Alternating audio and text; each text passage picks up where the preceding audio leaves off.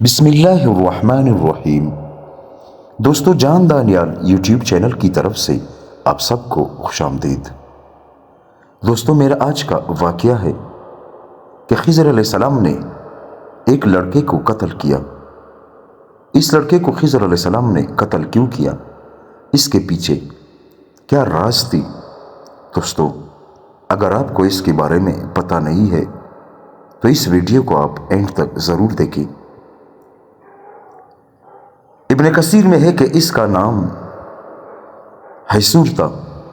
حدیث میں ہے کہ اس کی جبلت میں ہی کفر تھا۔ حضرت خضر علیہ السلام فرماتے ہیں کہ بہت ممکن تھا کہ اس بچے کی محبت اس کے ماں باپ کو بھی کفر کی طرف مائل کر دے۔ حضرت قتادہ رضی اللہ تعالیٰ عنہ فرماتے ہیں کہ اس کی پیدائش سے اس کے والدین بہت خوش ہوئے تھے اور اس کی ہلاکت سے بہت غمگین ہوئے۔ معارف القرآن میں ہے کہ حضرت خضر علیہ السلام نے بیان فرمایا کہ ہمیں خطرہ تھا کہ یہ لڑکا بڑا ہو کر اپنے نیک اور صالح والدین کو ستائے گا اور کفر میں مبتلا ہو کر والدین کے لیے ایک فتنہ بنے گا۔ اس کی محبت میں والدین کا ایمان بھی خطرے میں پڑ جائے گا۔ ابن کثیر میں ہے کہ حضرت خضر علیہ السلام فرماتے ہیں کہ ہم نے چاہا کہ خدا انہیں ایسا بچہ دے جو بہت پرہیزگار ہو اور جس پر والدین کو زیادہ پیار ہو، یا یہ کہ جو ماں باپ کے ساتھ نیک سلوک کرے۔ معارف القرآن میں ہے کہ ابن ابی شیبہ، ابن منذر و ابن ابی حاتم نے بروایت عطیہ نقل کیا ہے کہ مقتول لڑکے کے والدین کو اللہ تعالیٰ نے اس کے بدلے میں ایک لڑکی عطا فرمائی جس کے بطن سے ایک نبی پیدا ہوا، اور ابن عباس کی ایک روایت میں ہے کہ اس کے بطن سے 2 نبی پیدا ہوئے، اور بعض روایات میں ہے کہ اس کے بطن سے پیدا ہونے والے نبی کے ذریعے اللہ نے ایک بڑی امت کو ہدایت دی۔ دوستو، ایک دوسرا واقعہ، خضر علیہ السلام نے ایک دیوار بنائی۔ اللہ تعالیٰ قرآن مجید میں فرماتے ہیں وَأَمَّا الْجِدَارُ، اور رہی وہ دیوار تو وہ گاؤں کے 2 یتیم بچوں کی تھی، اور اس کے نیچے ان کا مال مدفون تھا، اور ان کا مرحوم باپ ایک نیک آدمی تھا۔ اس لیے تیرے رب نے اپنی رحمت سے چاہا کہ یہ دونوں یتیم اپنی جوانی کو پہنچ جائے اور اپنا خزانہ خود نکالے، جیسا کہ آیات سے ظاہر ہو گیا ہے کہ اس دیوار کے نیچے یتیم بچوں کے لیے ان کے والد کا دفن کیا ہوا خزانہ تھا۔ تفسیر معارف القرآن میں ہے کہ حضرت ابو درداء رضی اللہ عنہ نے رسول اللہ صلی اللہ علیہ وآلہ وسلم سے یہ روایت کیا ہے کہ وہ سونے اور چاندی کا ذخیرہ تھا۔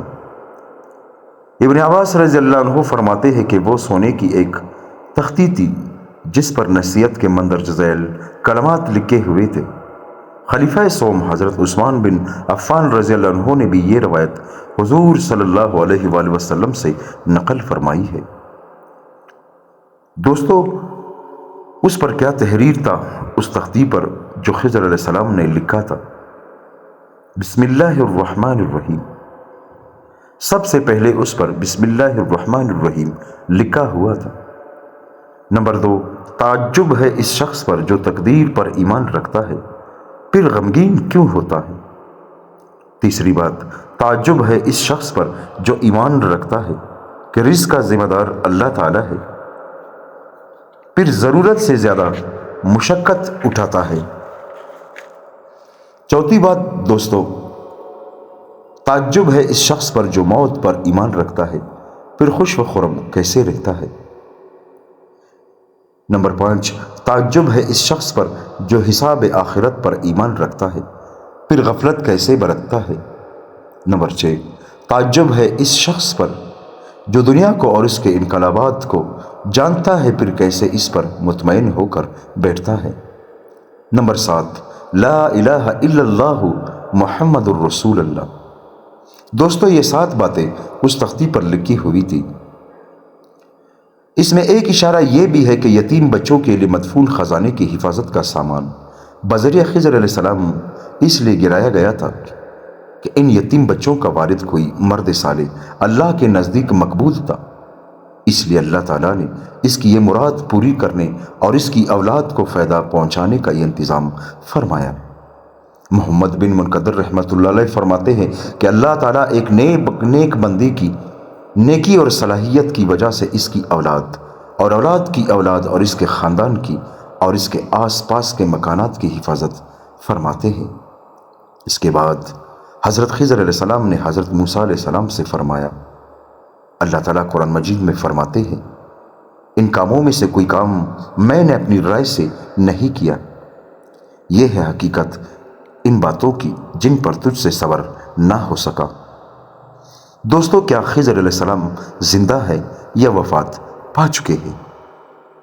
قرآن کریم میں جو واقعہ مذکور ہے اس کا اس معاملے سے کوئی تعلق نہیں کہ اس واقعے کے بعد حضرت خضر علیہ السلام زندہ رہے یا وفات پا گئے۔ بعض روایات و آثار سے ان کا زندہ ہونا معلوم ہوتا ہے، جبکہ بعض روایات سے اس کے خلاف متضاد ہوتا ہے۔ اس لیے اس معاملے میں ہمیشہ سے علماء کی رائے مختلف رہی ہے۔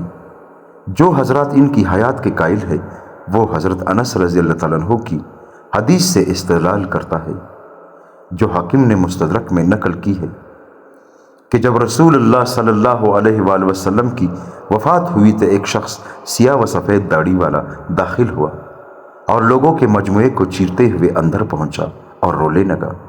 پھر صحابہ کرام کی طرف متوجہ ہو کر فرمایا،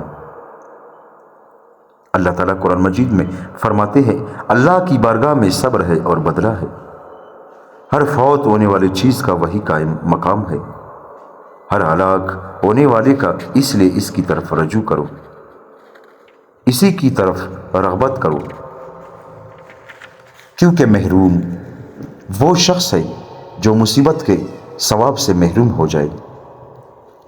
اور صحیح مسلم کی حدیث ہے کہ دجال مدینے کے قریب ایک جگہ تک پہنچے گا تو مدینہ سے ایک شخص اس کے مقابلے کے لیے نکلے گا جو اس زمانے میں سب انسانوں سے بہتر ہوگا یا بہتر لوگوں میں سے ہوگا۔ ابو اسحاق نے فرمایا کہ یہ حضرت خضر علیہ السلام ہوں گے۔ اسی طرح اولیاء امت میں حضرت خضر علیہ السلام کے بے شمار واقعات منقول ہے۔ بعض واقعات ہم نے اپنی کتاب سفینۃ العارفین میں نقل کیے ہیں۔ دوستو، اللہ تعالی ہم سب کو ان باتوں پر عمل کرنے کی توفیق عطا فرمائیں۔ دوستو، اگر آپ کو میرا یہ واقعہ پسند آ گیا ہو تو میرے چینل کو سبسکرائب کریں، لائک کریں اور اپنے دوستوں کے ساتھ شیئر کریں۔ جزاک اللہ۔